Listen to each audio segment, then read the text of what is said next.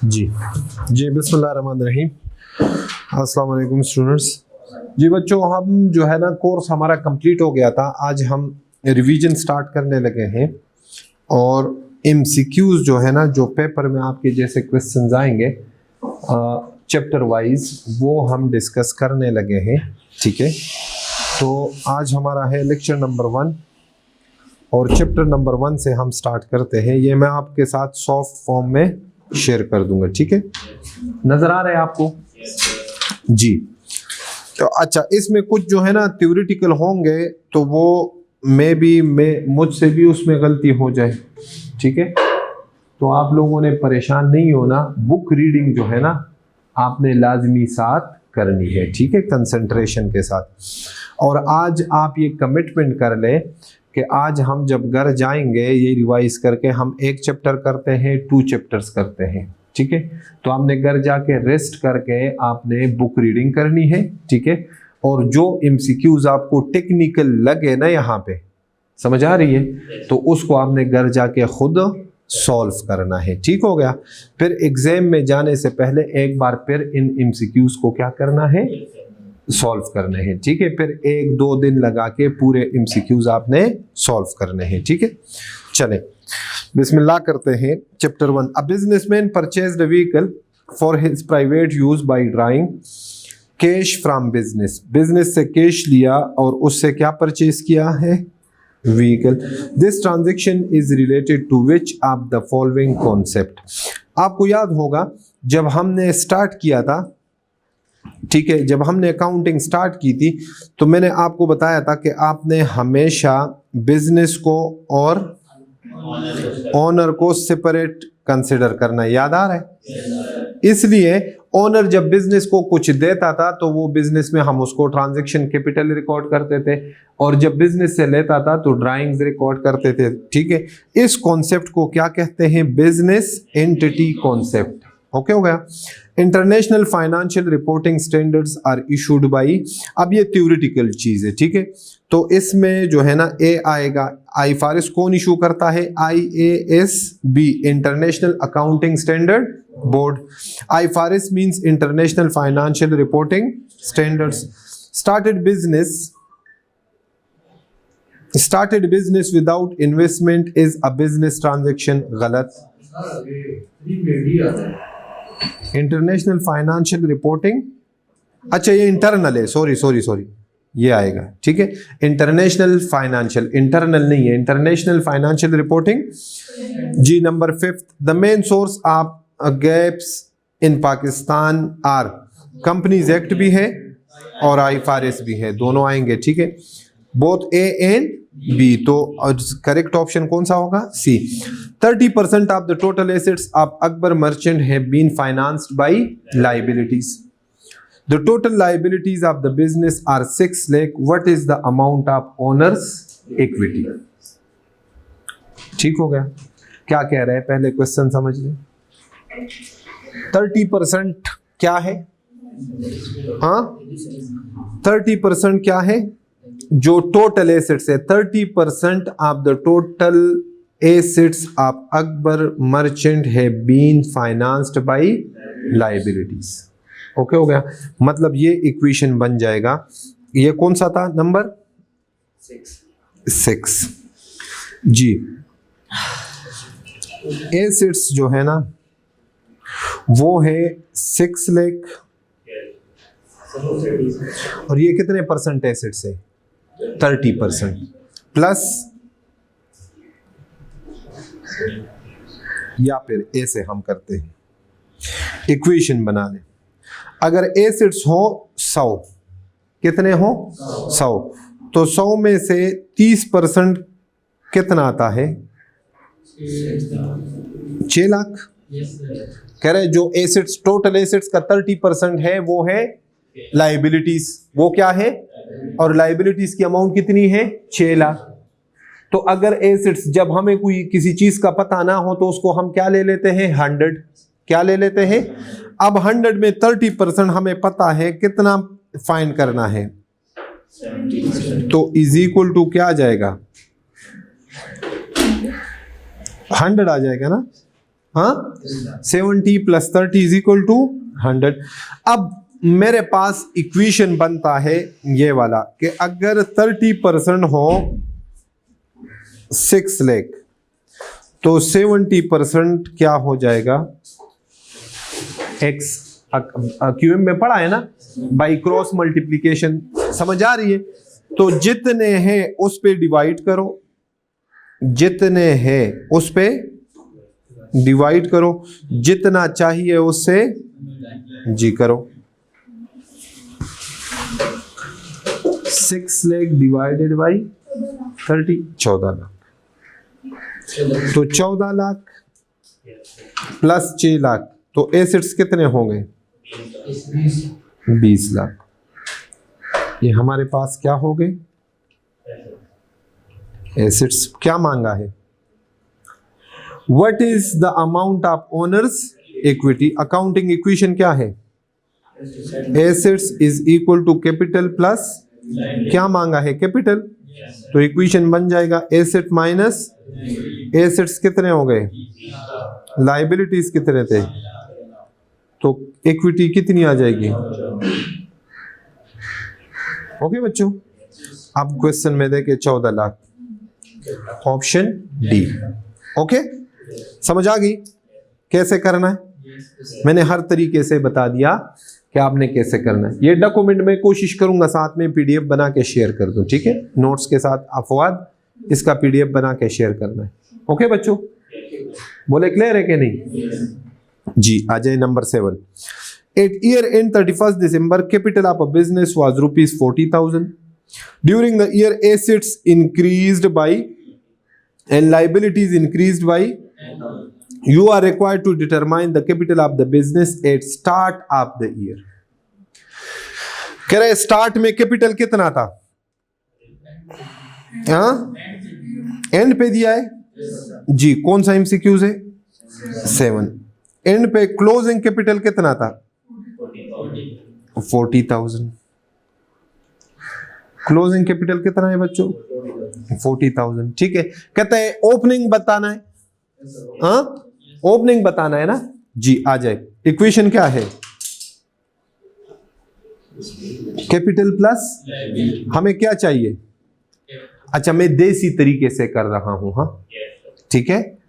देसी तरीके से क्यों कर रहा हूं, ताकि पेपर में आपको किसी तरह का भी क्वेश्चन आ जाए ना तो आप उसको हैंडल कर सकें।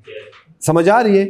कुछ जो रट्टे रटाए तरीके होते हैं ना, उससे कुछ क्वेश्चंस होते हैं, कुछ नहीं होते। आ जाए, क्या कैपिटल मांगा है, कैपिटल तो इक्वेशन बन जाएगा एसेट्स माइनस।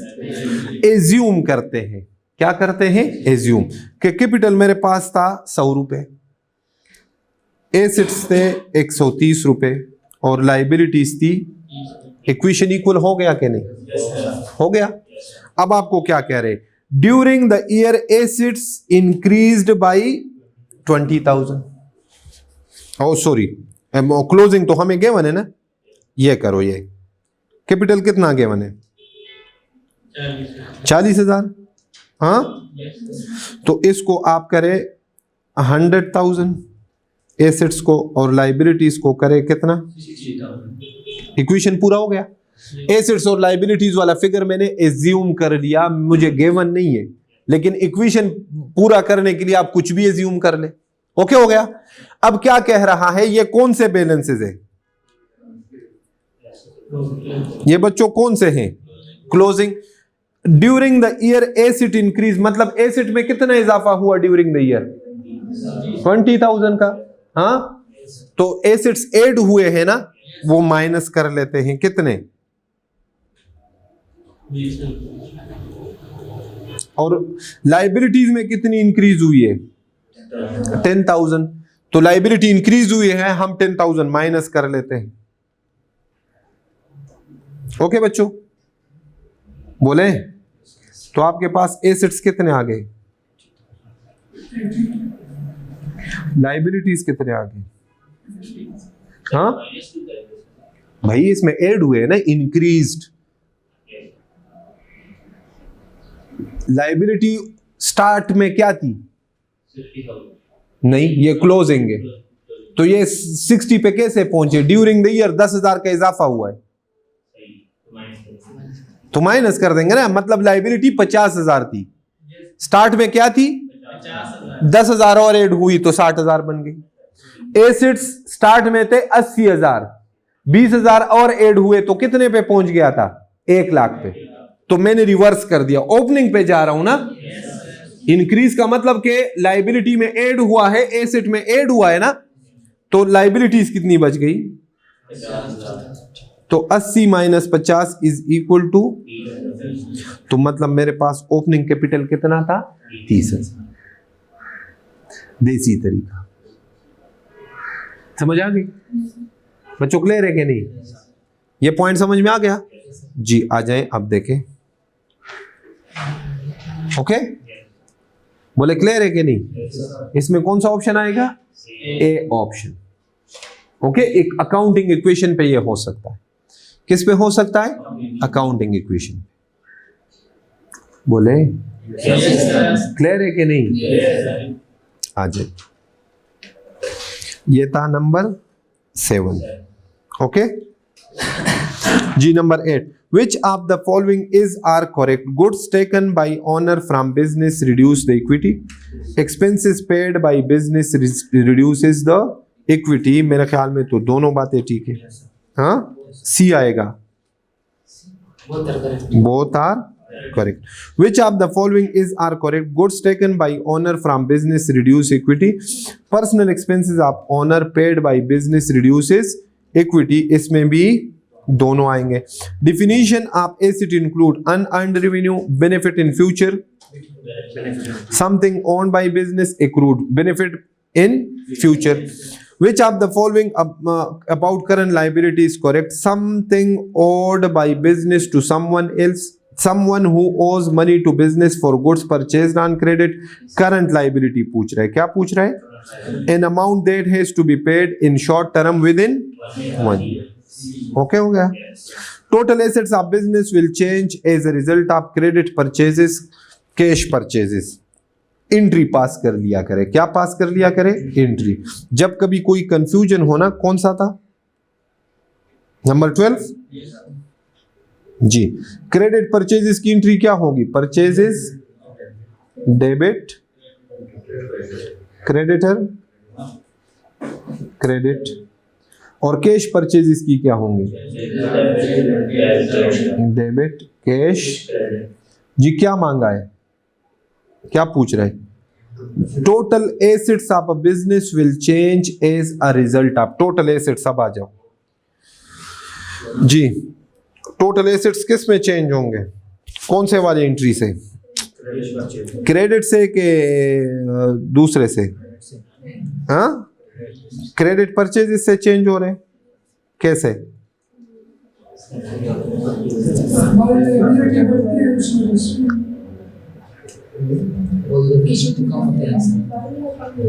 हाँ, इधर जो है ना, इधर नेट इफेक्ट क्या आएगा? 0 आएगा। क्या आएगा? 0। इससे एसेट्स चेंज नहीं होंगे। इन्वेंट्री क्या चीज है? क्लोजिंग स्टॉक नहीं है, करंट एसेट नहीं है। समझ आ रही है? एक एसेट बढ़ रहा है, दूसरा। इसमें देखो, इसमें एसेट क्या हो रहा है? क्या एसेट कम हो रहा है कि लाइबिलिटी बढ़ रही है? तो इससे हमारे एसेट्स क्या हो जाएंगे? चेंज हो जाएंगे। तो इसमें कौन सा आएगा? Equity will dash as a result of decrease in asset और इंक्रीज इन लाइबिलिटी। जी, इक्विटी पे क्या फर्क आएगा? जब एसेट्स डिक्रीज होंगे या लाइबिलिटी इंक्रीज होगी। देखो ना, आसान सा, इस पे सोचने की जरूरत नहीं है।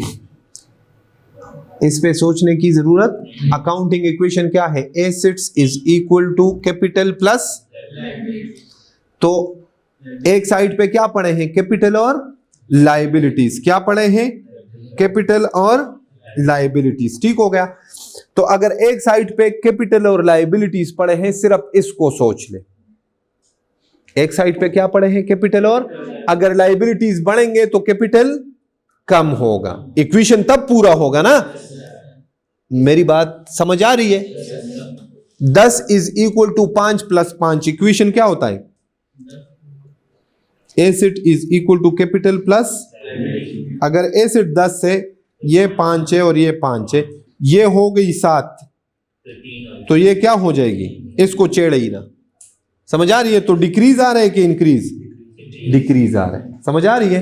तो इसमें कौन सा ऑप्शन आएगा? डिक्रीज वाला। Which of the following is are correct? The owner's investment in business is a liability for the business. नहीं, ये तो गलत है। The withdrawal of cash by owner is an expense. दोनों गलत है।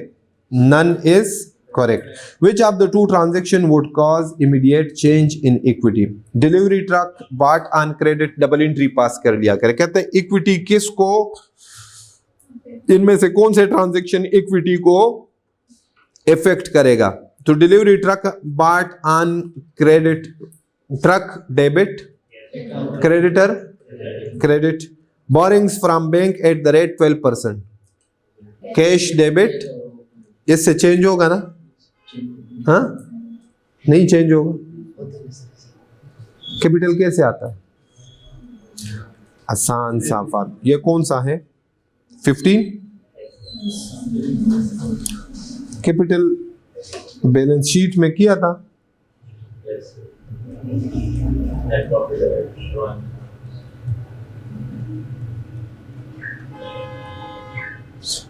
अब नेट प्रॉफिट में क्या है कि नहीं? yes, बोले yes, तो प्रॉफिट एंड लॉस जिसको इफेक्ट करेगा ना, वो इक्विटी को भी क्या करेगा? इफेक्ट करे। बात समझ आ रही है? हाँ, नहीं समझ आ रही? आ रही है ना? तो अब करें आप। Boring from bank at the rate 12%, interest पे करेंगे, तो इंटरेस्ट एक्सपेंस है कि नहीं है?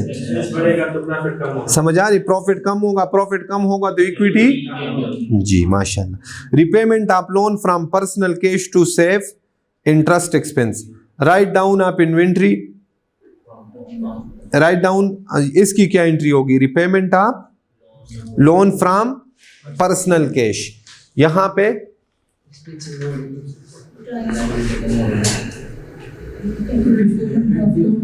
रिपेमेंट ऑफ लोन, हाँ, और दूसरे साइड पे कैपिटल इंक्रीज हो गया तो कोई इफेक्ट नहीं आएगा उस साइड पे। दूसरा, write down of inventory from cost to its NRV, ये भी प्रॉफिट एंड लॉस को डिस्टर्ब करता है ना? करता है कि नहीं? और ये भी, तो मेरे ख्याल में बी और डी आएगा। देखते हैं कौन सा था, सी और डी। अच्छा, इसमें फिर इंटरेस्ट नहीं लिया, हाँ, इसमें इंटरेस्ट ना लो, क्या ना लो, ये आएगा सी और डी, बिल्कुल ये आएगा ना। Repayment of loan from personal cash, entry करें 15 का, रिपेमेंट ऑफ लोन कहां से? पर्सनल से। बिजनेस को दिया, बिजनेस को, बिजनेस की लायबिलिटी है ना, तो आप ऐसे समझे कि आपने बिजनेस को पैसे दिए। किसको पैसे दिए? बिजनेस को। तो बिजनेस का कैश क्या हो जाएगा? बढ़ जाएगा, हाँ, डेबिट। कैपिटल क्या हो जाएगा? क्रेडिट। असल में एंट्री ये है। फिर लोन, पेएबल, कैश, क्रेडिट। ठीक हो गया। इसकी नेट एंट्री ऐसे करते हैं, लोन, पेएबल और कैपिटल, क्रेडिट। समझ आ रही है? अगर ऐसे आपको नजर आ रही ना, क्यों? कैश यहां पे क्या हो रहा है? क्रेडिट, और ऊपर क्या हो रहा है? तो उसका नेट इफेक्ट खत्म हो गया। नेट एंट्री ये करेंगे। वैसे दो ये एंट्री आपने रिकॉर्ड करनी है। ओके, तो इससे भी कैपिटल ऊपर जा रहा है ना? जी ठीक है, बिल्कुल ये वाला आएगा, सी और D. Which two of the following transaction will effect the assets and liabilities of the business at the same time? Purchase of office furniture on credit, तो ये करेगा ना इफेक्ट। फर्नीचर डेबिट हो जाएगा, एसेट बढ़ जाएगा, लायबिलिटी भी बढ़ जाएगी, बढ़ जाएगी, बढ़ जाएगी। क्रेडिट पे परचेज किए जी। Credit sale inventory, debtor debit, sales credit, इसमें लायबिलिटी, एसेट्स तो बढ़ रहे हैं लेकिन liability effect. Receipt of cash from customer, तो कैश डेबिट, डेटर क्रेडिट, इसमें भी liability effect repayment of principal amount of loan, इसमें भी होगी। एसेट और लाइबिलिटी है ना, तो ए और डी आएगा इसमें। 16 में इन्होंने सिर्फ ए लिखा है, डी भी आएगा, ठीक है, क्योंकि डी की आप एंट्री पास करें तो कैश कम नहीं हो रहा। हाँ जी, विच ऑफ द, और लाइबिलिटी भी कम हो रही है। Which of the following statements will not have an impact on business? Goods purchased on cash were returned to the supplier. Owner purchased furniture for personal use on credit. Only 2 आएगा। Which of the following is are correct? Credit entries decrease liabilities and increase income. Credit entries decrease expenses and increase assets. Credit entries कौन से वाले? Credit entries तो अगर हम credit purchases करते हैं, credit sales करते हैं, ये किसकी बात कर रहे हैं? नहीं, इसका ये मतलब तो नहीं है कि एक चीज को इंक्रीज करेगा दूसरे को, नन इज करेक्ट।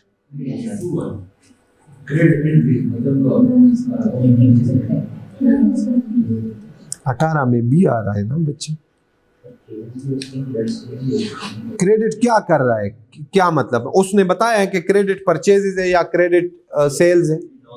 अगर कम हो जाए तो credit entries decrease expenses and increase assets. नहीं, एक्सपेंस कैसे डिक्रीज होता है? एक्सपेंस अगर कम हो जाए तो कैसे? आपने उधार पे एसेट परचेज किया, सब ना टेक्निकली बात करते हैं। चुप करो मैडम, सुनता। क्रेडिट पे आता है ना, कैपिटल की बात नहीं कर रहा, इधर तो कैपिटल है ही नहीं। प्रॉफिट भी क्रेडिट साइड पे आता है। प्रॉफिट इंक्रीज होगा तो एक्सपेंस डिक्रीज होंगे ना, मतलब। हाँ, ये काम किधर है? प्रॉफिट किधर है? प्रॉफिट नहीं है, मतलब क्रेडिट साइड पे तो प्रॉफिट आता है ना। प्रॉफिट बढ़ेगा तो क्रेडिट पे जाएगा ना, क्रेडिट साइड। अब प्रॉफिट बढ़ गया तो एक्सपेंस का मतलब नहीं नहीं नहीं नहीं, आप छोड़े ना, अगर है भी चलो। अब credit entries decrease expenses, okay, ये बात है ना। आप कह रहे हो कि एक्सपेंस डिक्रीज होता है। आपने एसेट परचेज किया उधार पे, तो उससे एक्सपेंस का क्या ताल्लुक? तो सिर्फ उसने क्रेडिट परचेज लिखी है, तो क्रेडिट लिखा है ना, तो क्रेडिट तो कोई भी परचेजेस हो सकती है ना, एसेट भी हो सकता है और स्टॉक भी हो सकता है। समझ आ रही है? तो ये कौन सा आएगा? What is the difference between net assets and total assets? जी, ये फार्मूला याद रखें। Total assets is equal to capital plus total liabilities, ठीक है, मतलब ये अकाउंटिंग इक्वेशन है। टोटल एसेट्स का क्या है, ठीक है, और नेट एसेट्स का ये गौर करना है। हाँ बच्चों, net assets is equal to total assets minus is equal to equity. मतलब जी बच्चों, equity is also called net assets. What are the generally accepted accounting principles in Pakistan? Both है। कौन सा आएगा? सी आएगा जी। Son received money 1 million from his father. Is this a business transaction? No. Equity is residual interest in the assets of business after deducting current liabilities. Is this definition is correct? Yes है। B आएगा। कौन सा? अच्छा, सिर्फ sorry current लिखा है, total liabilities. हाँ, ये आई कैप जो है ना आपके साथ ये शरारतें करते हैं। देखो, मैंने भी फ्लो में लाइबिलिटीज समझो, उसने सिर्फ कौन से लाइबिलिटीज लिखे? अगर टोटल लिखे होते तो फिर ठीक था, या सिर्फ लाइबिलिटीज लिखे होते, इसका मतलब है टोटल लाइबिलिटीज की बात करें। Increase in liability and decrease in capital results in, increase in liability and increase in capital.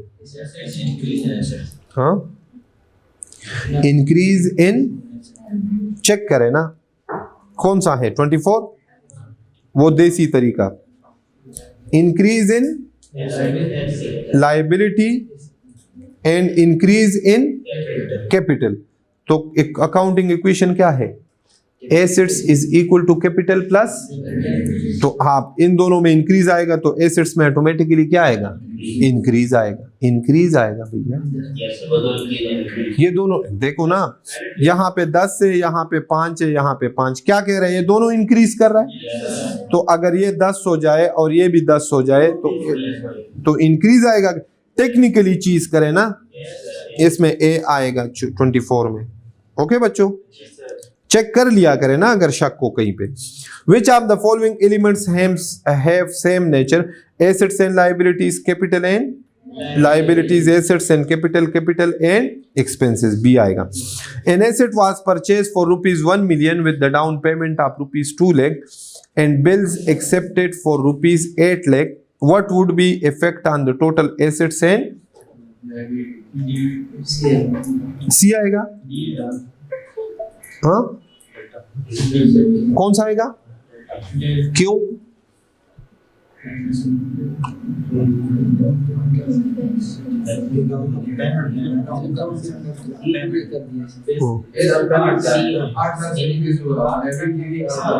क्यों, वो 2 लाख कहाँ जाएंगे? तो डाउन पेमेंट क्या चीज होती है?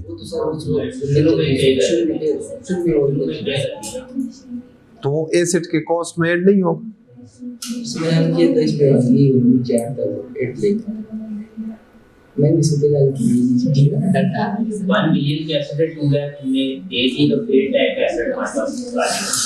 ये 2 लाख जो है ना, ये अगर यहाँ पे डेल्टा आता है ना तो ये 2 लाख फिर क्या है, ये क्या है बच्चों, रिफंडेबल है। तो फिर एसेट, अगर एसेट 10 लाख का हो और 2 लाख हमने अभी दिए और 8 लाख बाद में देंगे जी,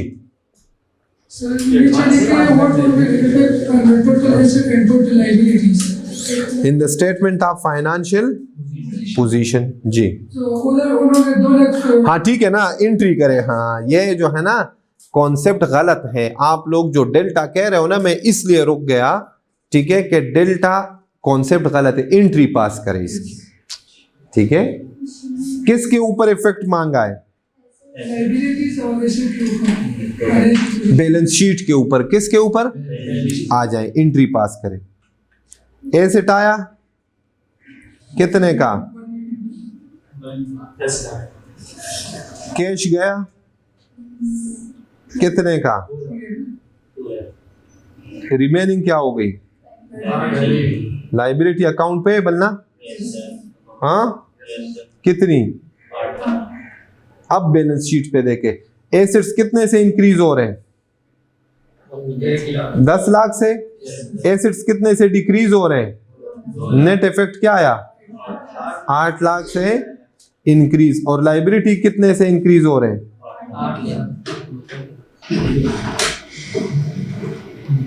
तुक्के नहीं लगाने ना भैया। निशान भाई, उधर डेल्टा है तो आपने कहा डेल्टा। कॉन्सेप्ट भी समझ में आना चाहिए ना। उसने किस पे पूछा है effect? Financial position, balance sheet पे। तो उसने ये नहीं कहा कि एसेट्स कितने से बढ़ेंगे या लाइबिलिटी कितने से बढ़ेगी, ये नहीं पूछा। उसने कहा बैलेंस शीट पे क्या इफेक्ट आएगा, तो आप डबल एंट्री पास करें इसकी। ओके, बोले क्लियर है ना जी। तो 8 और 8। अब अगर आप कहते हो कि डेल्टा, तो मैं मान लेता हूं। सही है? ओके बच्चों जी। 27, if during an accounting period assets increase by ₹7 million and owners equity decrease by ₹3 million, then liabilities must have. 27 है हाँ जी। 27 हम सॉल्व कर लेते हैं जी। इक्वेशन क्या है? Assets is equal to capital plus क्या क्या मांग रहा है? लायबिलिटीज। तो इक्वेशन क्या बन जाएगा? Assets minus capital. अगर लायबिलिटीज हो 100, एसेट्स हो 130 और कैपिटल हो, तो इक्वेशन इक्वल हो जाएगा। अब क्या कह रहा है? क्या बढ़ा रहा है, क्या कम कर रहा है? Accounting assets increased bye 7 million, तो इसमें से 7 जमा करो तो ये कितना हो जाएगा, और दूसरे साइड पे and honours equity decrease by, इसमें से 3 कम कर दो तो कितना हो जाएगा 27, तो 137 माइनस 27 करो, कितना है 110।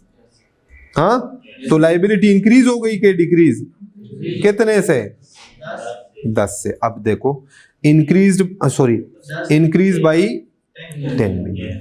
ओके, देसी तरीका पसंद आया मेरा कि नहीं, जो समझने वाला हो ना। हाँ, अपने मेथड्स जो है ना वर्किंग तो शो ही नहीं करना आप लोगों ने, ठीक है, समझ आ रही है जी। आगे, if during an accounting period assets increased by 4,10,000 and liabilities increase by 9,20,000 then owners equity must have, खुद करे शाबाशेवर, खुद करे, रजिस्टर सामने रखे ना 28।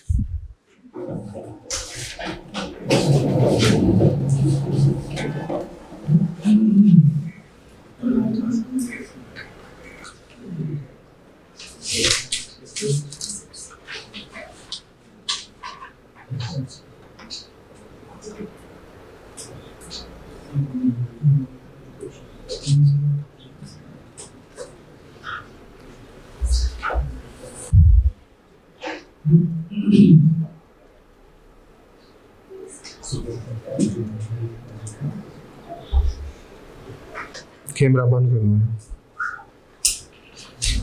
हेलो जी, अब कौन सा था period, increase asset increase by 4,10,000 and liabilities increased by 9,20,000। Okay हो गया। तो आप एसेट्स कितने हैं, एसेट्स को आप रखे कितना 100 नहीं, आप इसको करें 1,00,000, कैपिटल को रखे 70,000 और लाइबिलिटीज को रखे कितना। अब एसेट्स कितने से बढ़ा रहे हैं 10,000 से, तो कितने हो गए, ओके। कैपिटल को नहीं छेड़ रहा ना, हाँ, कैपिटल को नहीं छेड़ रहा, किसको बढ़ा रहा है 9 लाख, तो कितने हो गए 9 लाख। अब 5, 10 और 9, 50 का डिफरेंस ले ले, 9, 50 और 5, 10 का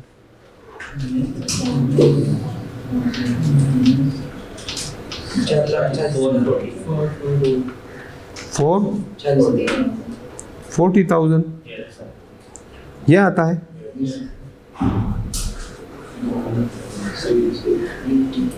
क्या पूछ रहा है, then owners equity must have,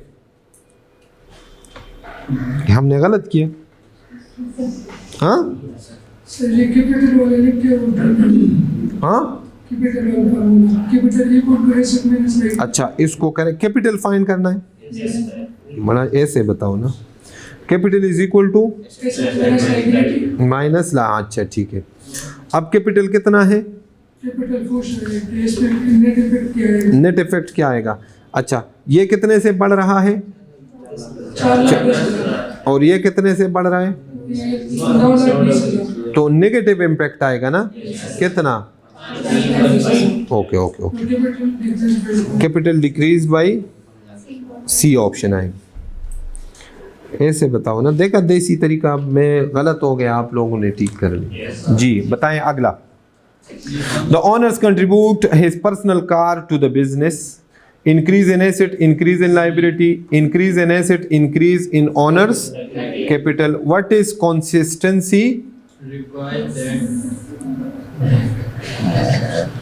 what is consistency basis in accounting. चलो पढ़ो जल्दी जल्दी।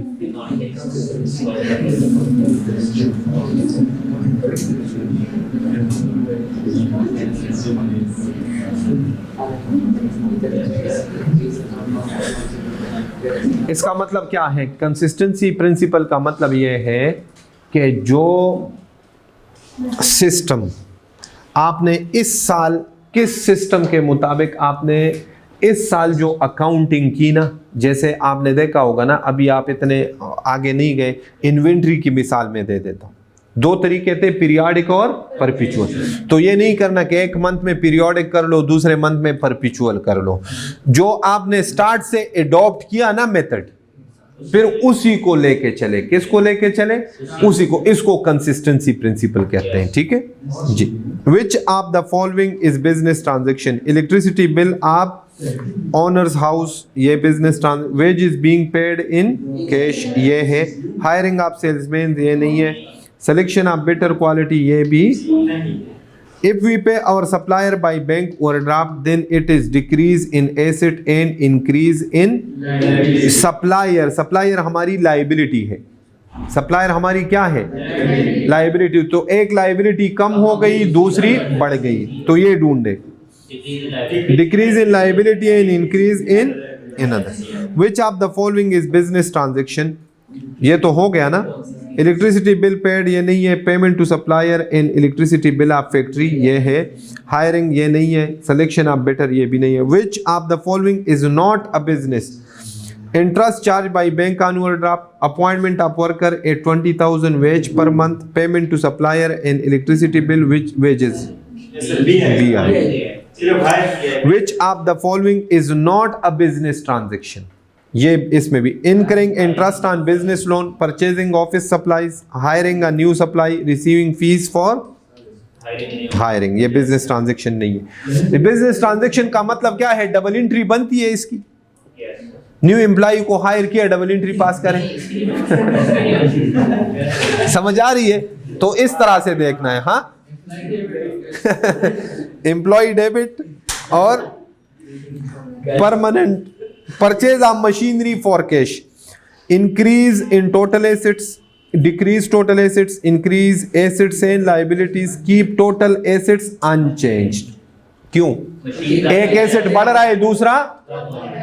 Investment of cash into business results in increase in cash and decrease, increase in cash and increase in services rendered for cash will result in an increase in cash and increase in cash and increase in fees earned. यही आएगा ना? ये मेरे ख्याल में यही आएगा। हाँ। What is the objective of accounting? पढ़ो शाबाश। अच्छा, ये सारे MCQs जो है ना, ये गौर कीजिए, ये सारे MCQs किसी को बताना नहीं, ये ऑलरेडी टेस्ट हो चुके हैं। समझ आ रही है? ये ICAP के एग्जाम सेंटर से निकले हुए MCQs है। समझ आ रही है ना? सही है ना? तो इसको रट्टे नहीं लगाने, कॉन्सेप्चुअली समझ के याद करना है, ठीक है जी। पढ़े शाबाश। The main objective of financial accounting is to accurately prepare an organization's financial accounts for a specific period, otherwise known as financial. Other objectives are as follows. The following are the main objectives of accounting: to maintain full and systematic records of business transaction, to ascertain profit or loss of the business, to deposit financial position, to provide accounting information. What is materiality concept? पढ़ लोगे जी। Which of the following explains why lenders का मतलब क्या है? उधार देने वाला। Banks, financial institution जहन में लेके आए, ठीक है। उसका are interested in financial statement. वो क्यों इंटरेस्टेड होते हैं फाइनेंशियल स्टेटमेंट्स में? वो देखते हैं फाइनेंशियल पोजीशन के, क्या ये बिजनेस मेरा लोन मुझे रिपे कर देगा? इंटरेस्ट को, प्रॉफिट को वो बाद में देखता है। समझ आ रही है? स्टेबिलिटी। तो ये which of the following best describe liability? जी बच्चों आ जाए। Which 45 which two of the following would be considered as a business transaction? कर लोगे ना? Which two of the following would be considered as a business? 46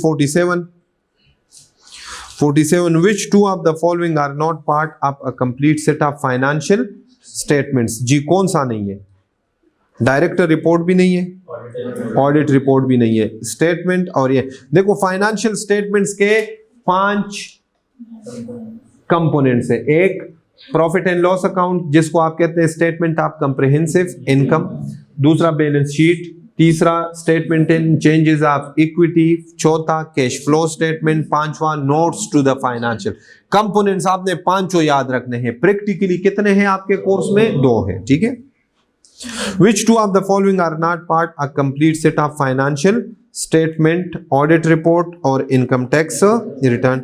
Total assets of a business would be charged है कि changed है? मेरे ख्याल में charged as a result of non-current assets being purchased on cash। तो इसमें तो एक एसेट बढ़ रहा है, दूसरा net effect 0।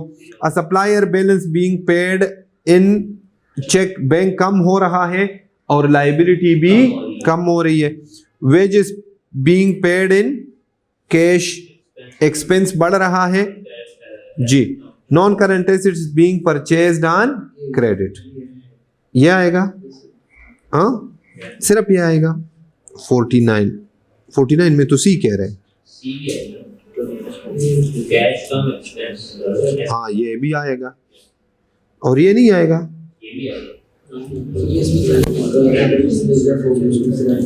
Total assets net assets की बात नहीं कर,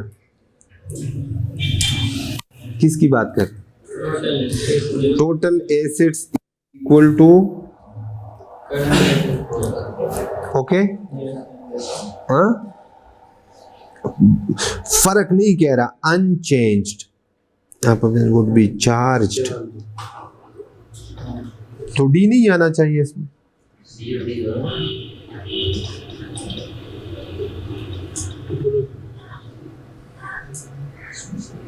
अच्छा, चार्ज्ड का मतलब क्या है?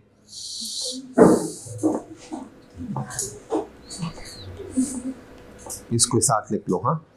चार्ज का मतलब क्या है? डिक्रीज। चार्ज का मतलब क्या है? एक्सपेंसेस के लिए हम चार्ज का लफ्ज इस्तेमाल करते हैं, याद है? तो चार्ज का मतलब क्या है? डिक्रीज, ठीक है। तो इस केस में डिक्रीज होगा, एक्सपेंसेस पे हो जाएंगे, कैश क्या हो जाएगा? कम।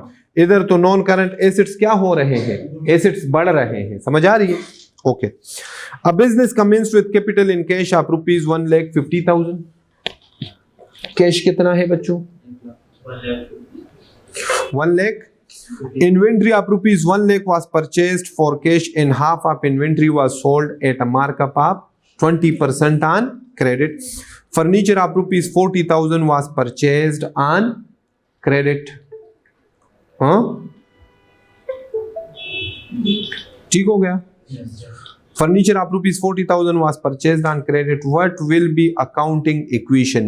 Capital is equal to assets minus liabilities.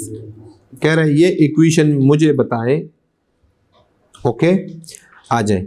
A business commenced with capital in cash of rupees 1,50,000। Capital कितना था?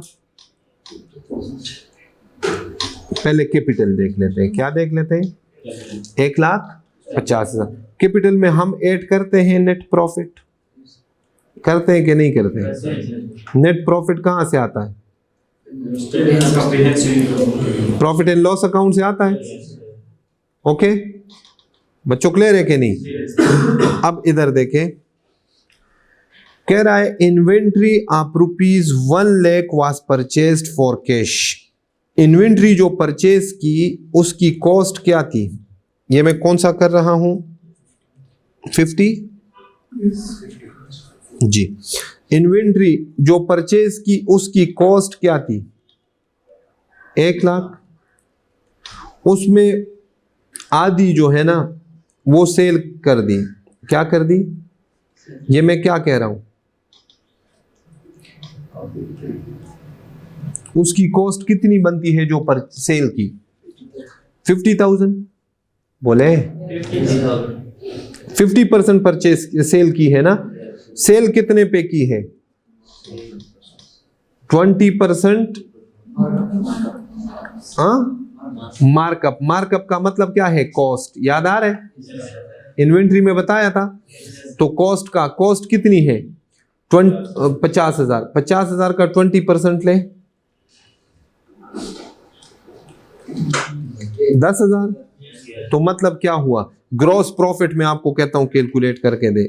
Sales 60,000, less cost of sales कितनी, प्रॉफिट कितना हुआ, तो ये कहां पे जाएगा, जाएगा कि नहीं जाएगा, तो इक्विटी कितने से बढ़ गई, 10,000 से, कितनी हो गई, ओके।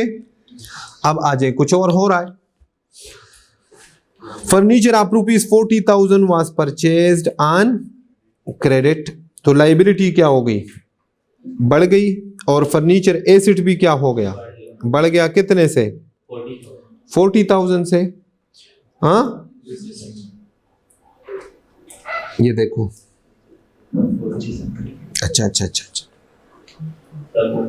ओके। आ जाए, ऐसे नहीं करते, ये समझ आ गई, ये यहां तक समझ आ गई। कैपिटल कहां तक आ गया, 1,60,000। अब आ जाए दूसरा, हमें क्या चाहिए, एसेट। हाँ, एसेट चाहिए। इन्वेंट्री क्लोजिंग स्टॉक पड़ा है कितने का, 50,000 का पड़ा है। लाख की इन्वेंट्री थी ना, 50 की सेल हो गई, रहती कितनी है, 50, तो क्लोजिंग स्टॉक हमारा एसेट है। कैश आया, सेल्स कितने के किए, आया कैश, हाँ बोले, फर्नीचर परचेज किया कितने का,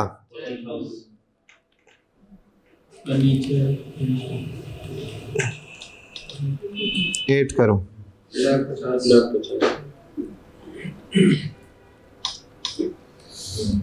1,50,000 कैसे आ रहे, नहीं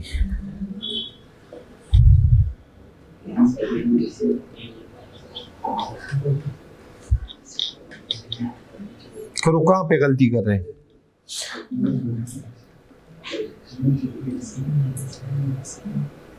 अच्छा ये मड़ा, कसम से आप लोग पेपर देने जा रहे हो, मड़े यार, ये देखो क्या आया है, किस में, तो कैश कितना पड़ा है, हाँ सबर सबर, वैसे ये है आसान, आपको समझ आ गई होगी। एक निकल आया ना 1,60,000, तो ऑप्शन तो ये वाला ठीक आ रहा है, क्योंकि और 1,60,000 कैपिटल किसी में नहीं आ रहा, नहीं आ रहा ना। लेकिन मैं टेक्निकली आपको समझाता हूं, आपसे हो सकता है एसिड पूछ ले अगले में। अब आ जाए, कैपिटल से कैश आया बच्चों, कितना आया कैश, हाँ ओके, क्या आया, कैश। ये क्या मुसीबत है यार, ओके। अब आ जाए, इन्वेंट्री परचेज की, बोले कितने की, माइनस करूं, कैश चला गया ना, कितना रह गया, लेकिन इन्वेंट्री कितनी आई, ₹1,00,000 की, लाख में से कितनी चली गई, तो रह कितनी गई, ओके बच्चों, ठीक है। सेल्स कितने के हुए, फर्नीचर कितने का आया,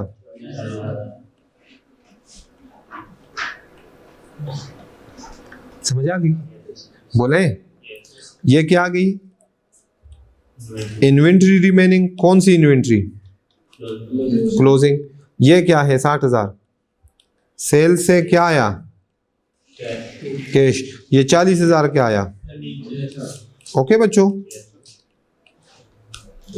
ये वाला आएगा, ठीक है। 2 लाख हमारे पास एसेट्स है, 40,000 के लाइबिलिटीज, लाइबिलिटीज सिर्फ है ही 40,000 के, जो उधार पे फर्नीचर परचेज किया है, ओके हो गया, हो जाएगा ना, हाँ तो आपने तुक्के नहीं लगाने, कॉन्सेप्चुअली चीज को समझना है, ठीक है जी।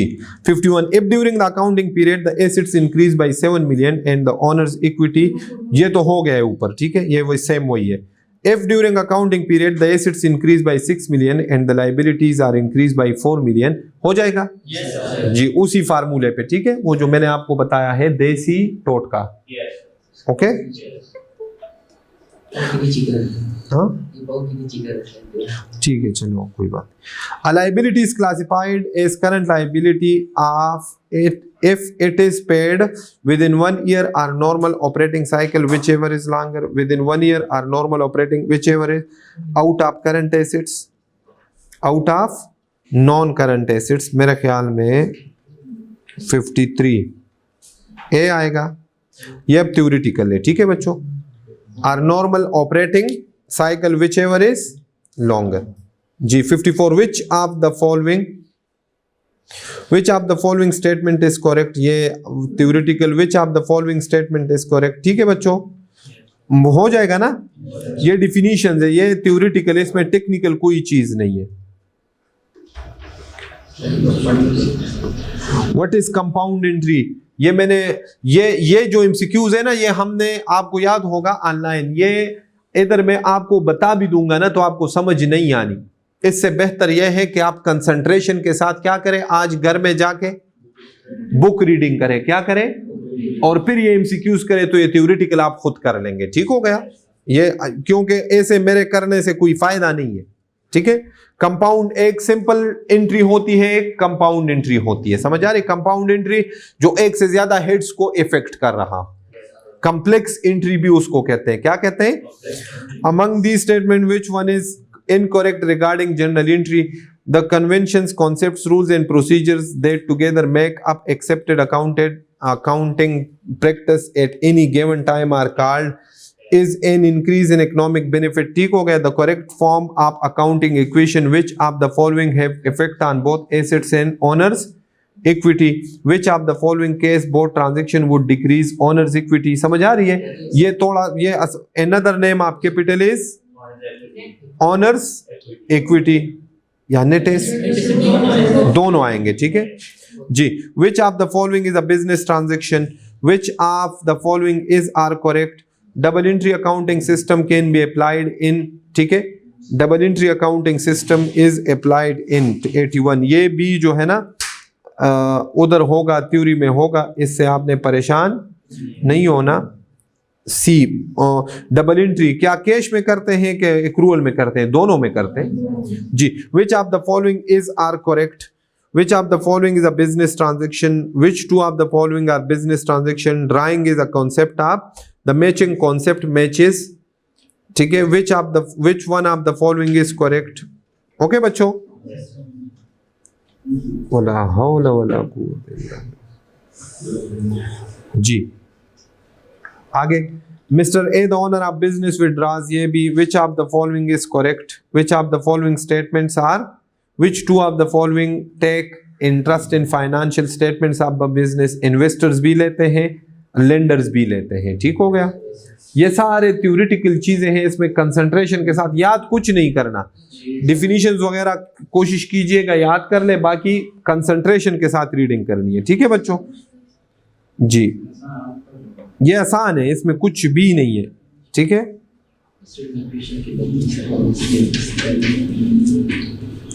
107, a customer returned goods worth rupees 2.5 million which have sale price of 3.2 million, what is the impact of above transaction on capital and assets। देखो ना 3.2 और 2.5 का डिफरेंस ले कितना आता है, 0.7 आता है।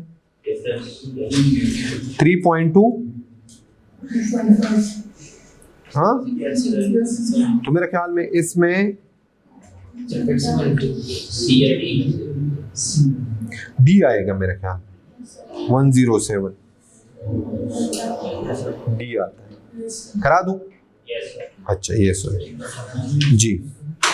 सेल्स कितने के किए, डबल एंट्री जो है ना, double entry is the doctor, समझ आ रही है। डबल एंट्री दुआएं देंगे, डबल एंट्री जिस बच्चे को आती है ना वो अकाउंटिंग फेल नहीं करेगा, ये मैं आपको बता दूं। इधर आ जाए, तुक्का नहीं लगाना, पढ़े क्या कह रहे हैं। A customer return goods worth rupees 2.5 million which have sale price of rupees 3.2 2 million. Okay, तो पहले तो सेल्स की एंट्री करें। ये कौन सा था? 107। सेल्स की एंट्री करें। जब सेल्स किए होंगे तो इसने क्या रिकॉर्ड किया होगा? हाँ, कैश और बैंक डेबिट कितना? 3.2 और सेल्स 3.2। अब इसकी परचेज की इन गुड्स की एंट्री करें। जब परचेज इसकी होंगी, परचेज इज डेबिट कितने से? ओके, ये एंट्री है ना। अब इसका प्रॉफिट एंड लॉस अकाउंट बनाए। Sales 3.2, cost of sales, profit कितना आता है? 0. मतलब क्या हुआ? इससे कैपिटल क्या हो गया? अगर ये रिटर्न हो गए, रिटर्न हो रही है ना इसमें, हाँ, तो कैपिटल क्या हो जाएगा? कितने से? ये तो कंफर्म हो गया कि कैपिटल डिक्रीज होगा। कितने से? रिटर्न करने से। कितने से? 0. ओके, बोले बच्चों? जब सेल्स किए तो कैपिटल इंक्रीज हो गया, प्रॉफिट ऐड होगा ना कैपिटल में। तो अब जब वापसी हुई तो कम हो जाएगा ना, हाँ, ये प्रॉफिट रहेगा, वो तो वापस हो गया। ओके, अब आ जाए एंट्री पे। कैश कितने से बढ़ रहा है? 3.2।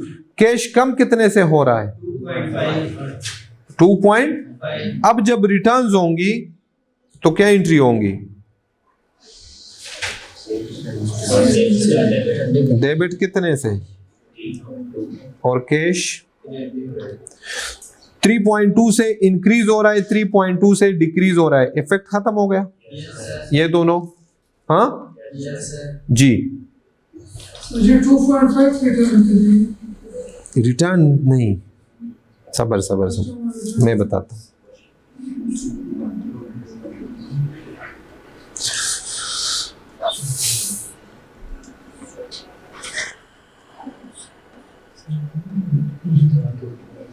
Assets decreased by 0.7 million।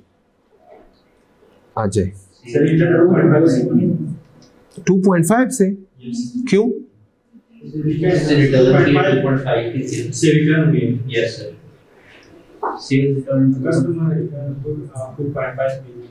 Which have sale price of 3.2। तो जितने के सेल्स किए होंगे, अच्छा इसमें वो वाली एंट्री हुई होगी। Sales cash to sales, cost of sales to debit और इन्वेंट्री क्रेडिट। समझ आ रही है? उन्होंने प्रॉफिट ये वाला, बस ये ठीक है, इस पे करें। इन्होंने ये एंट्री की है। इस सेल्स की एंट्री जो है ना, ये वाली बनती है कैश पीरियोडिक वाली, याद है? कैश डेबिट, सॉरी परपेचुअल वाली। Cash debit sales credit cost of sales. समझ आ रही है? तो इसका नेट इफेक्ट फिर 0.7 ही बनता है। ठीक है, कितना बनता है? 0.7 आता है। हाँ, तो एसिड्स भी कितने से डिक्रीज हो गए? देखो ना, कॉमन सेंस यूज करें। एक चीज हमने 2.5 मिलियन की ले ली और 3.2 मिलियन का सेल कर दिया, तो हमारे कैश में कितना इंक्रीज आ गया? 0.7। 2.5 तो हमें वापस आ गए ना। बोले नेट इफेक्ट कैश पे कितना आया, एसेट्स पे कितना आया? 0.7 का। Okay okay. 108 stock costing ₹80,000 were sold to customer at a margin. Margin जब लगता है तो किस पे होता है? सेल्स पे। किस पे होता है? सेल्स पे। 70% of the sales were made to customers on 1 month's credit and the balance on cash to customer at a margin of 20%।